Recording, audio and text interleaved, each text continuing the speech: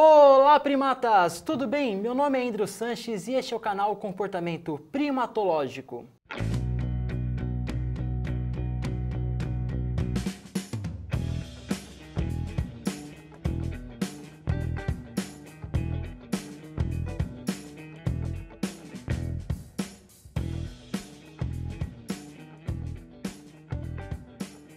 E hoje no canal nós estamos voltando com o quadro Primatologando, onde nós convidamos um pesquisador da área da biologia para falar um pouco sobre sua área de atuação e assim vocês descobrirem também as áreas que a gente tem no mundo da biologia, né?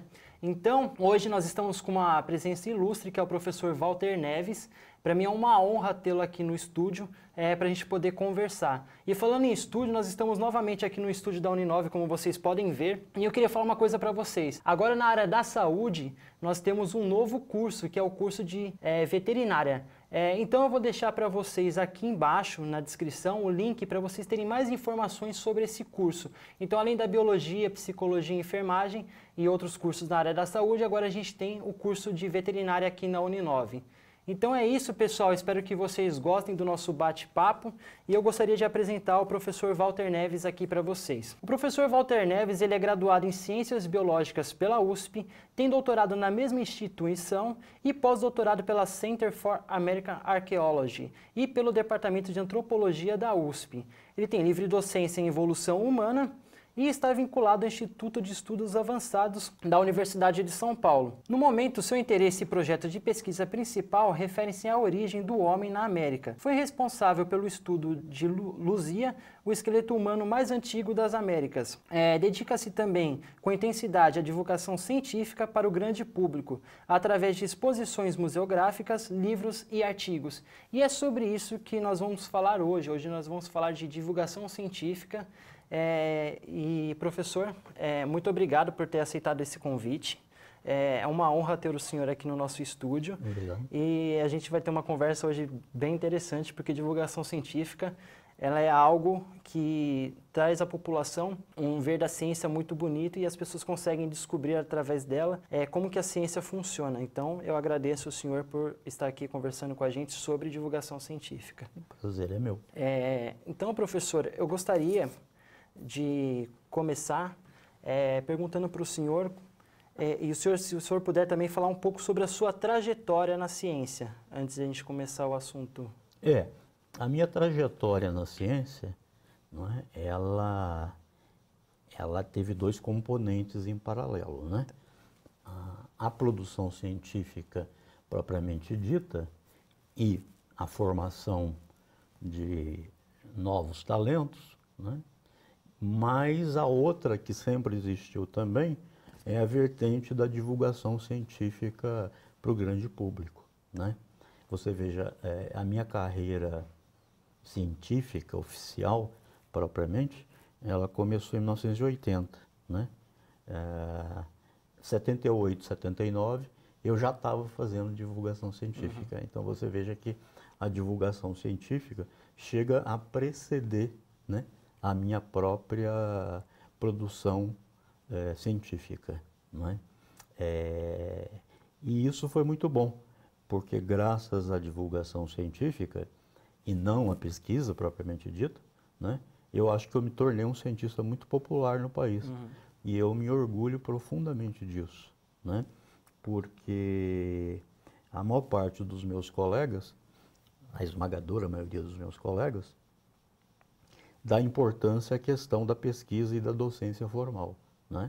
E fazem muito pouco de divulgação científica para o grande público, né?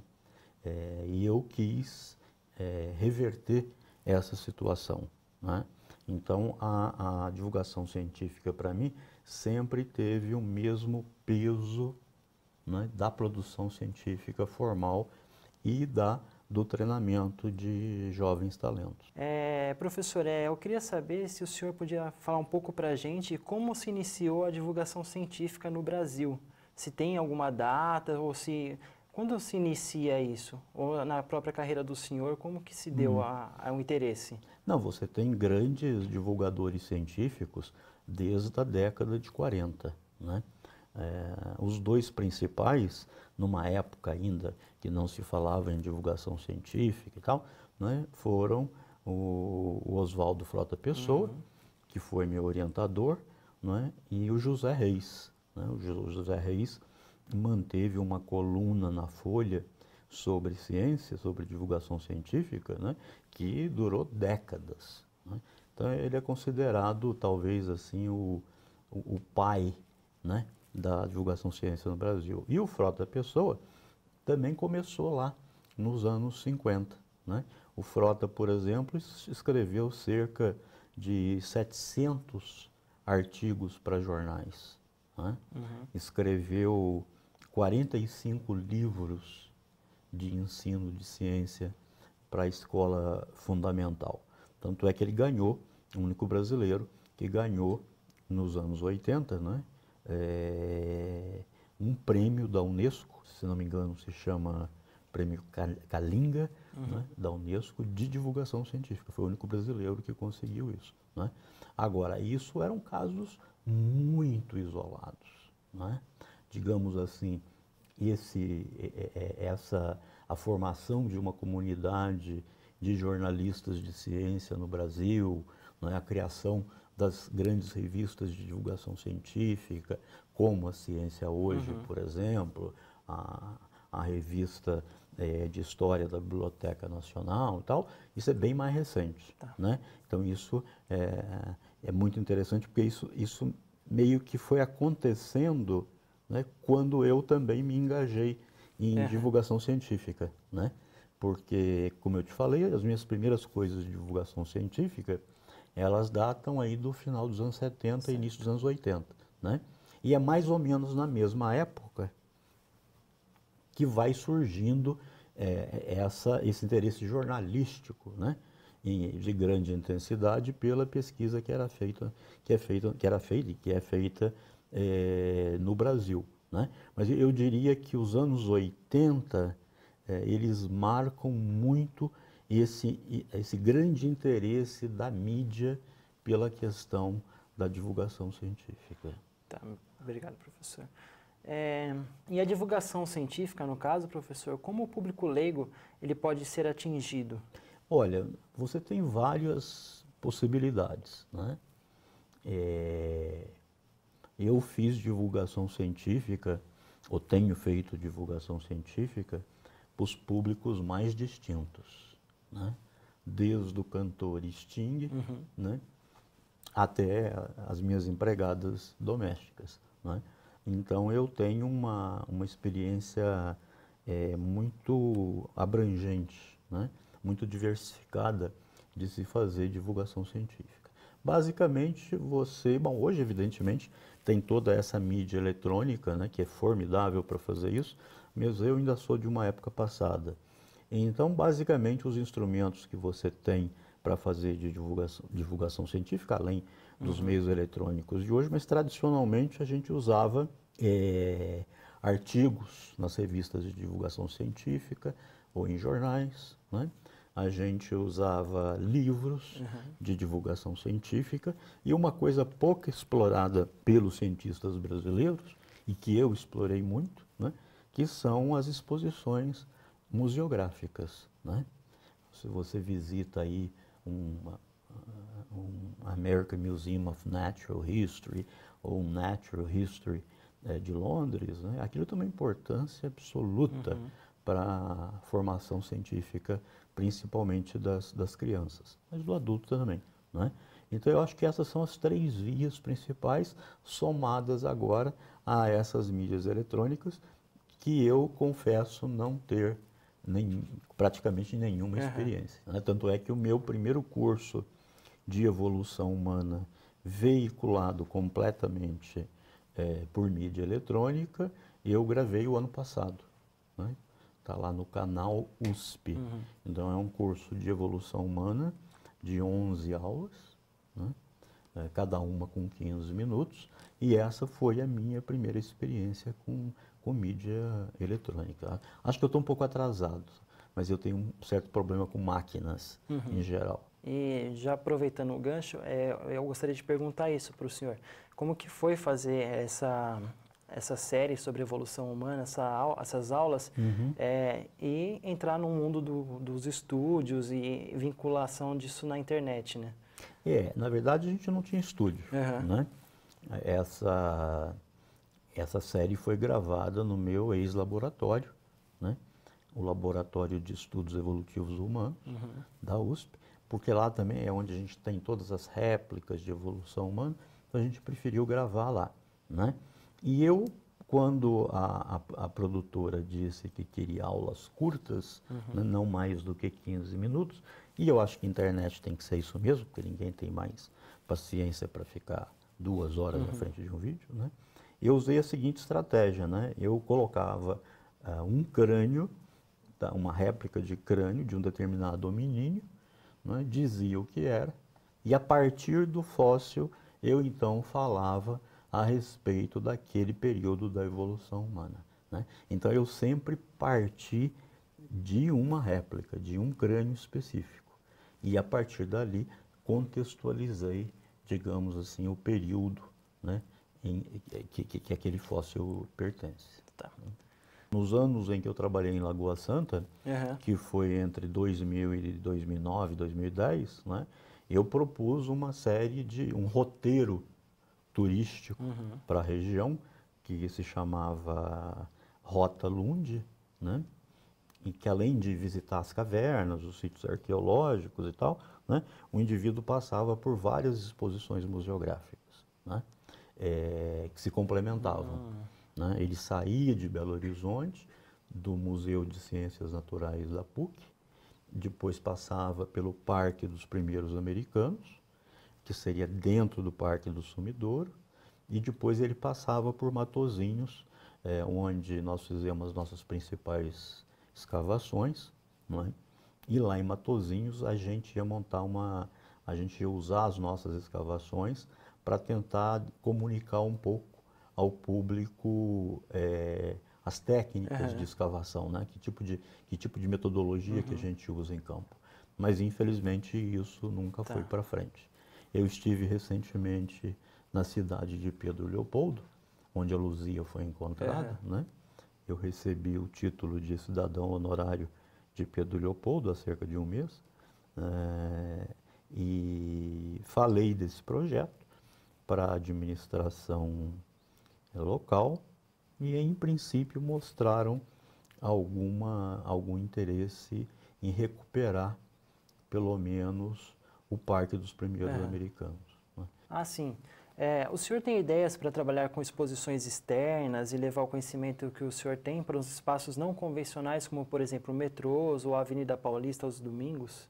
Pois é.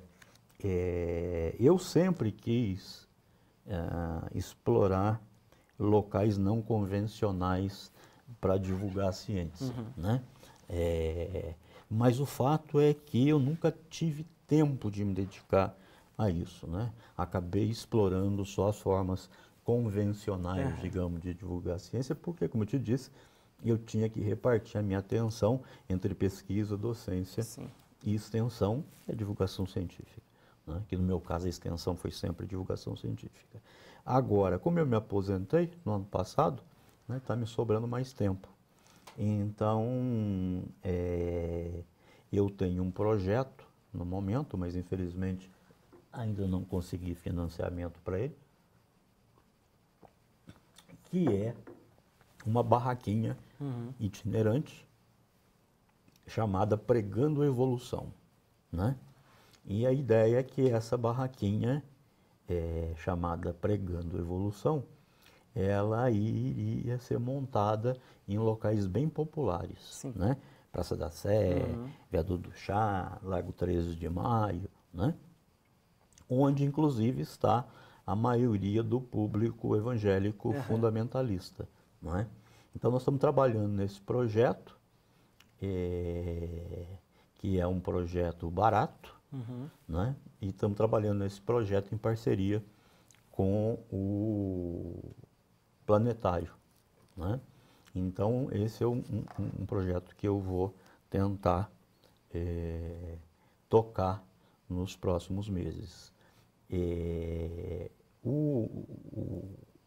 jornalista de ciência da Folha não, do Estado, né? Ele se interessou muito por esse projeto, né? Só que ele fez um upgrade, o Ayrton Escobar, ele fez um upgrading, né? Na verdade, de ter um Evolution Truck, né? E em vez de barraquinha, a gente teria um caminhão, digamos assim, né? E isso, inclusive, facilitaria muito você viajar para o interior e levar isso para mais locais. Ele me disse recentemente que ele pediu recursos para isso para a Fundação Serra Pilheira, porque esse é um projeto bem mais caro, né? Então vai depender aí da generosidade da Fundação Serra Pilheira. Mas eu, de agora para frente, vou cada vez mais explorar os locais não convencionais, né? Quem está fazendo isso muito bem, de uma maneira muito interessante, são os alunos lá do Instituto de Física da USP, né? Que criaram um negócio chamado Ciência na Paulista, né? Então, muito simples, eles vão lá, colocam os banners e 4, 5 mesinhas, 2 cadeiras cada, né? E aí especialistas de diversas áreas e que conversam diretamente. Eles colocam qual é a especialidade de cada cientista e as pessoas simplesmente sentam lá e batem papo, né? Então eu participei uma vez dessa, agora teve uma segunda que eu não pude participar, mas eu pretendo participar sistematicamente desse Ciência na Paulista. E é muito interessante esse modo de divulgação, porque é um modo de vocês, cientistas, e chegarem e falar com a população, né? Que a população, às vezes, ela tem poucos meios de... Hoje em dia tem o YouTube e outros lugares que a gente consegue ter essa noção do que é a ciência, né? Para quem é leigo. Mas eu acho muito interessante isso, e fora esses projetos que o senhor tem, que é levar a ciência e a evolução para as outras pessoas. O meu sonho é que, há uns 3, 4 anos atrás, eu montei uma mega exposição de evolução humana lá no Catavento Cultural, né? E foi uma experiência magnífica. Está lá ainda, uma exposição de caráter permanente, né? O que eu gostaria no futuro, mas aí os recursos realmente são grandes, era fazer uma exposição de evolução humana itinerante pelo Brasil, né? Então esse também é um projeto que eu ainda não abandonei, né? Recentemente eu tive um convite do próprio Instituto de Estudos Avançados lá da USP, né? Eles têm um saguão muito grande de entrada, de montar lá também um velho sonho meu, mas que a universidade nunca ajudou, né, a concretizar, que seria o Hall da Evolução Humana, né? Porque o meu ex-laboratório tem a melhor coleção de réplicas de evolução humana da América Latina, né? Nós temos verdadeiras preciosidades. E eu sempre quis instalar na USP esse Hall da Evolução Humana, né? Mas nunca consegui, né? Agora, quem sabe eu consiga, agora que eu estou filiado ao Instituto de Estudos Avançados, que é uma instituição bem mais dinâmica do que os institutos especializados, né? Talvez eu consiga implantar lá na USP esse rol da evolução humana. E isso talvez possa ser o embrião de uma exposição itinerante, né? Vamos ver. Professor, hoje em dia, nos dias de hoje, o que o senhor acha da divulgação científica no Brasil hoje? Olha, eu estou espantado com a quantidade de jovens que estão à frente vamos chamar de programas de divulgação científica pela internet, né? Eu acho que você tem já no Brasil uns 40, né, YouTubers dedicados à questão da popularização da ciência. Em termos das estratégias mais antigas, está complicado, né? Porque as revistas de divulgação científica, você tem revista da FAPESP, você tem outras revistas de divulgação, mas são basicamente revistas que são ocupadas por jornalistas, né? As duas revistas, as 3 revistas, né, que se dedicavam a publicar textos de divulgação redigidos por cientistas era a Ciência Hoje, né? A Revista de História da Biblioteca Nacional e a Ciência e Cultura, né? A Ciência Hoje e a Revista de História faliram, né? Eu acho que está saindo talvez em mídia eletrônica, mas não tem mais em banca, né? E a Ciência e Cultura sai em 4 volumes por ano. Eu acabei de ter um artiguinho agora publicado lá, né? Então fazer divulgação científica em forma de artigos está muito complicado. E em livro é mais complicado ainda, porque os editores brasileiros não investem em livros de divulgação científica, né, feitos por brasileiro.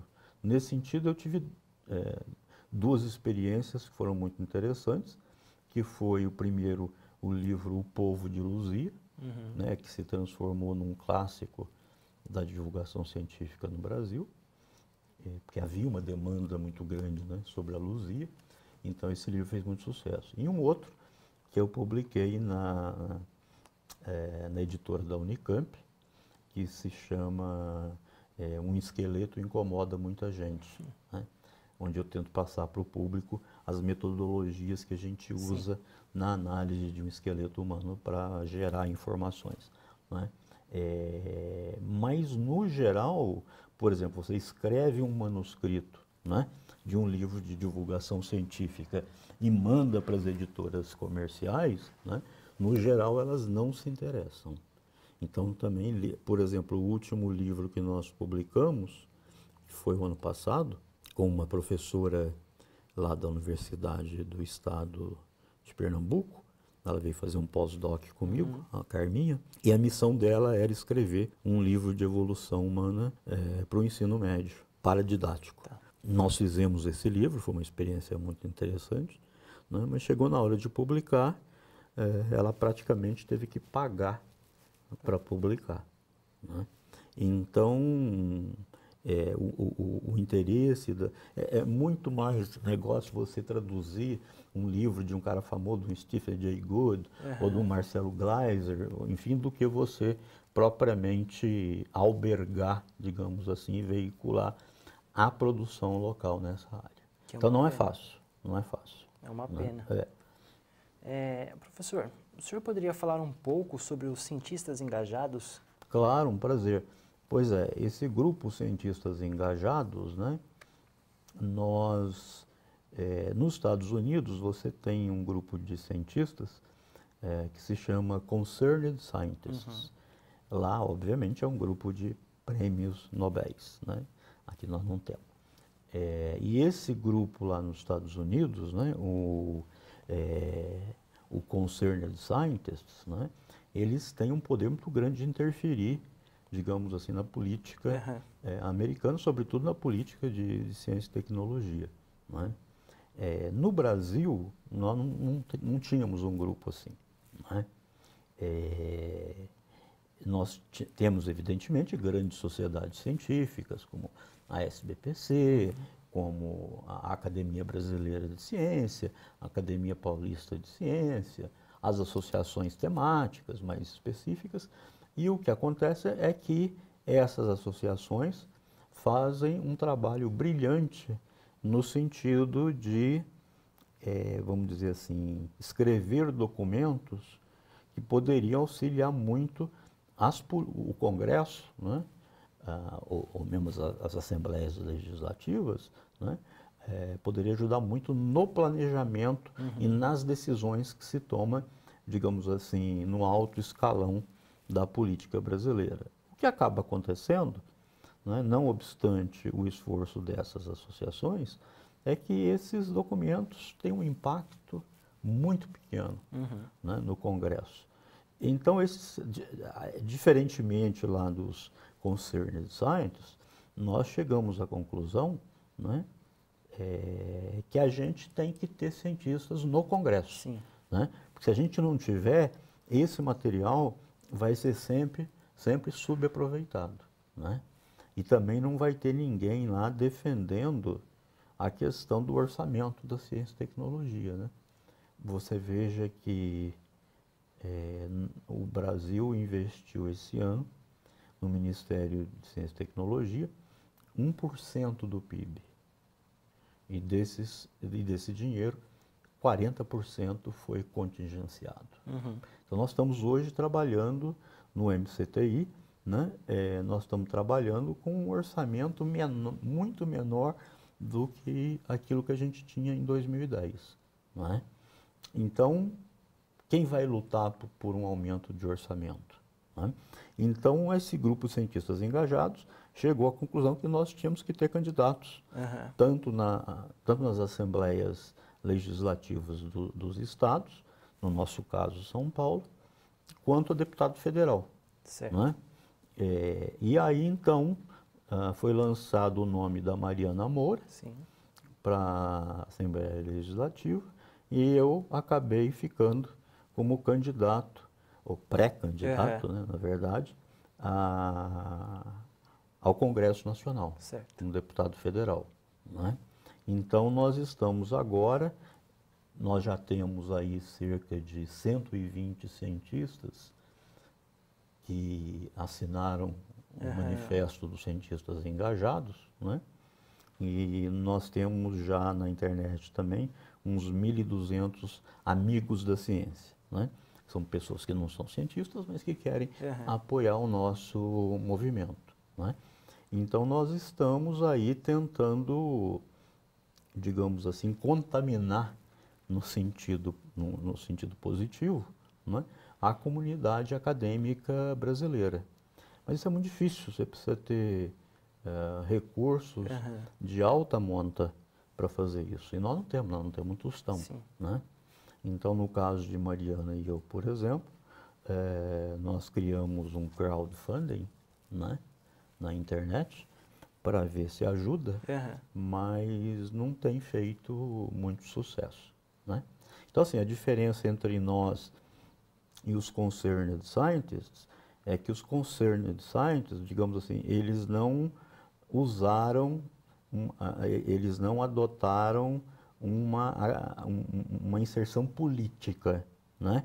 E nós aqui no Brasil chegamos à conclusão que se nós não tivermos uma inserção política no parlamento e nas assembleias, né, ciência e tecnologia, os orçamentos para ciência e tecnologia vão ser cada vez menores. Né? Muito obrigado, professor. Eu gostaria de agradecer imensamente o senhor ter aceitado a fazer a entrevista para o canal. É muito importante a gente ver as questões da divulgação científica no Brasil e como elas são feitas para o povo em geral. E, claro, é muito esclarecedor quando o senhor fala sobre os cientistas engajados. E eu acho importante, sim, ter esse meio político, pessoas que são cientistas. Porque, às vezes, a ciência ela fica na mão de pessoas que não têm o menor entendimento do que é a ciência. E aí, de repente, isso afeta em muitas pesquisas nossas, né, dos cientistas brasileiros. Então, é uma honra tê-lo aqui como convidado do nosso canal. E o senhor, como uma pessoa ilustre e como um cientista, eu agradeço muito. Obrigado, viu, professor? Obrigado, eu. Obrigadão mesmo. É isso, pessoal.